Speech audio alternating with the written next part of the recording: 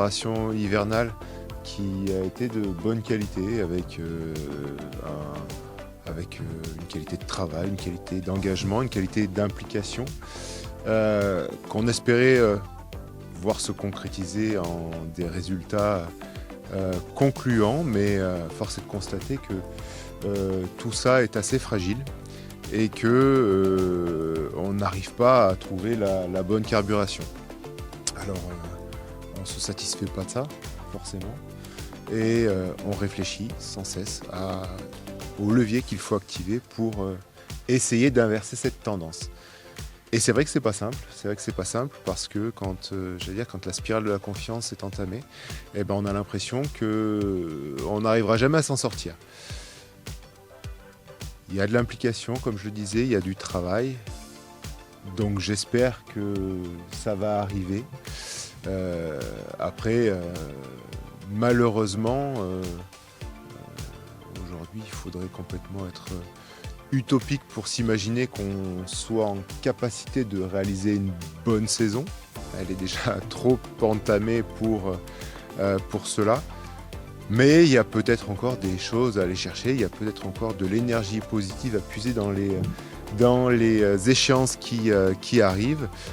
Alors, je pense en premier lieu au match de jeudi soir, où je me dis qu'il y a peut-être beaucoup d'énergie positive à aller chercher, et peut-être une victoire, enfin je l'espère, même si alors on va affronter un Montpellier qui lui aussi est un peu hoquetant, même si eux très régulièrement et tous les 3 jours ils sont capables d'enchaîner, ils sont un peu sur les montagnes russes, ils sont capables d'enchaîner de très très bonnes performances en Ligue des Champions et de se prendre un peu les pieds dans le tapis, alors que nous malheureusement notre saison elle est plutôt très très timide et on n'a pour le moment pas été capable de grandes réussites sportives. Donc c'est un match qui va être un peu particulier, mais s'il y a de l'énergie positive à prendre, c'est évident qu'on ne se gênera pas. De là à imaginer que ce match soit un détonateur, je ne le pense pas. Il va donner des indications aux garçons sur les process, sur les dynamiques internes à observer, et pour faire en sorte qu'on sorte un peu de cette période de marasme qui est un peu tristounette à observer et à vivre. Quand on joue Montpellier, on a une motivation qui est présente peut-être encore plus qu'à l'habitude, pour plusieurs raisons, parce que c'est le classico, même si les termes du classico sont loin maintenant, mais on sait qu'on va avoir une salle pleine. On joue à domicile pour la première fois en 2020 aussi, donc faut pas l'oublier. Certes, les résultats sont pas très prégnants, mais on a quand même enchaîné 3 déplacements difficiles sur cette première partie. Donc là, on retrouve notre salle, donc ça c'est aussi un élément important pour nous. Et puis, je trouve, j'entends ce qui s'est dit avant.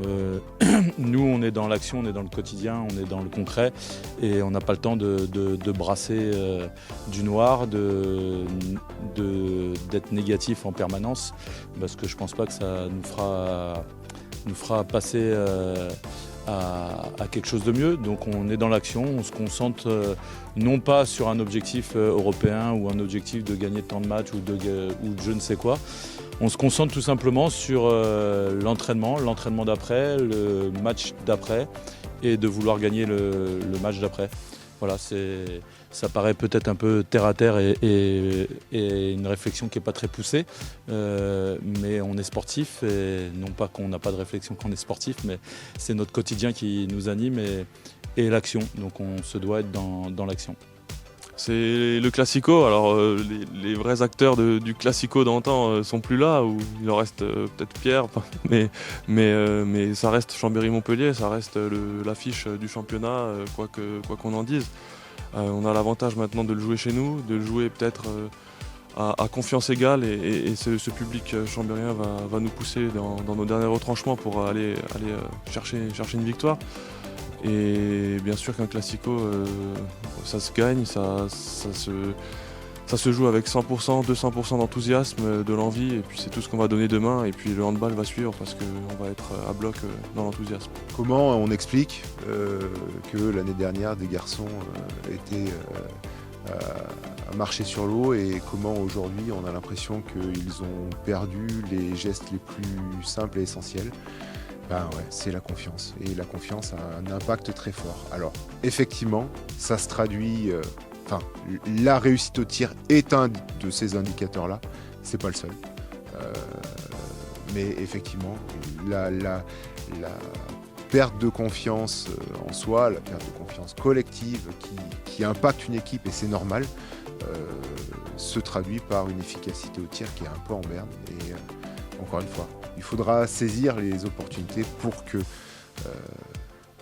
on va pas se guérir du jour au lendemain, mais si on peut se mettre un peu de pommade, ça fera du bien à tout le monde. Alors c'est pas d'un coup, c'est un processus qui est long, qui met du temps à se mettre en place, mais qui, quand il est enraciné, est compliqué de se défaire.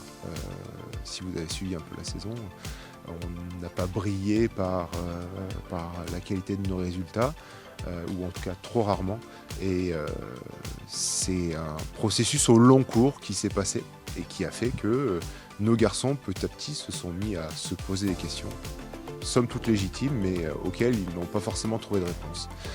Et c'est comme ça qu'on perd la confiance quand on est sportif professionnel. Alors Montpellier a deux visages, parce qu'ils sont pas au mieux en championnat, ça c'est sûr. Mais c'est peut-être pas le meilleur moment de les rencontrer justement quand ils sont pas au mieux en championnat, parce que ils ont par culture un pouvoir de réaction qui est souvent assez fort. Et un deuxième visage parce qu'en Ligue des Champions, il reste sur 2 victoires à domicile et plutôt de belle manière. Donc il y a, en espérant qu'ils restent dans leur dynamique de championnat, ça serait bien pour nous. Mais autant j'ai dit que je ne me concentrais pas sur les objectifs à long terme et sur les perspectives de victoire à venir, et que je me concentrais sur notre quotidien, autant je me concentre plus sur nous que sur les difficultés éventuelles que pourrait rencontrer Montpellier.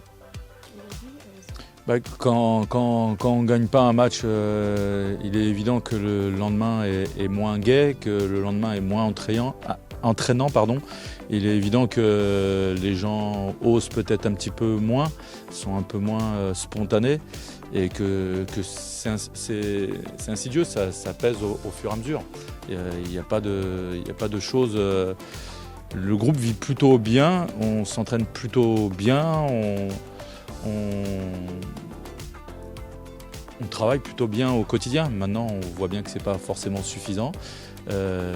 Trouver les éléments qui vont déclencher, je crois pas au miracle et au déclenchement,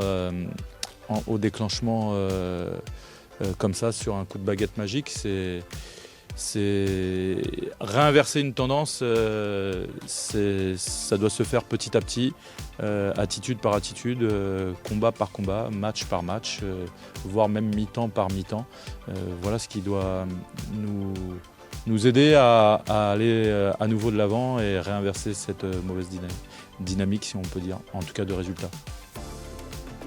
Il n'y a pas de secteur de jeu particulier. Quand ça va ou quand ça va pas, c'est l'esprit d'équipe. Sinon, on ferait du sport individuel et on pourrait s'en vouloir qu'à soi-même. Mais chacun sait se remettre en question après chaque match, chaque défaite, chaque victoire, et continuer à travailler pour bonifier l'esprit collectif, puisqu'on est tous ensemble on est dans le même bateau. On va ensemble à la défaite, on va ensemble à la victoire, on va ensemble au combat. Donc bien sûr que ça pêche un peu partout, ça réussit par moments un peu partout, ça pêche un peu partout. Voilà, c'est vraiment le handball, quoi, c'est le sport co.